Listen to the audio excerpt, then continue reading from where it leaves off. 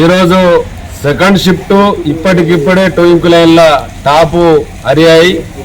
రక్షణ చర్యలు చేపట్టని under manager అక్కడనే ఉండి భరతన అండర్ మేనేజరు ఏం కాదు నేను చూసుకుంటా అని చెప్పేసి కార్మికులు ఎంత రక్షణ తీసుకున్నా కూడా నేనున్నా అని చెప్పేసి బలవంతంగా పనిచేయించి ఈ ప్రమాదానికి కారకుడైన భరత్ కుమార్ అనే అండర్ మేనేజర్ను ఇమ్మీడియట్ సస్పెండ్ చేయాలి, క్రిమినల్ కేసులు బుక్ చేయాలి.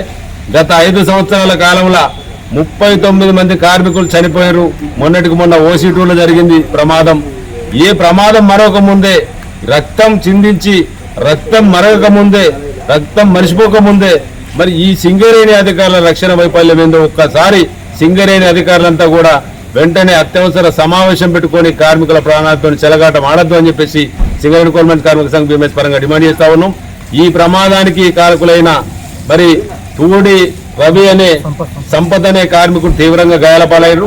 మెరుగైన వైద్యం కోసం వెంటనే కార్పొరేట్ హాస్పిటల్కి పంపాలి.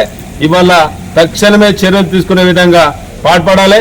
జాతీయ అంతర్జాతీయ పరిణామాలు ఉన్నప్పటికీ ప్రామాణికతలు ఉన్నప్పటికీ మరి జాతీయ అంతర్జాతీయ ప్రమాణాలు ఉన్నప్పటికీ సేఫ్టీ ట్రైపార్టైట్ సమావేశాలు నిర్వహించినప్పటికీ గుర్తింపు ప్రాతినిధ్య కార్మిక సంఘాలు పూర్తిగా వైఫల్యం చెందుతా ఉన్నాయి. ఈ వైఫల్యంతో సేఫ్టీ ట్రైపార్టైట్ సమావేశాలు వెంటనే ఏర్పాటు చేయాలి.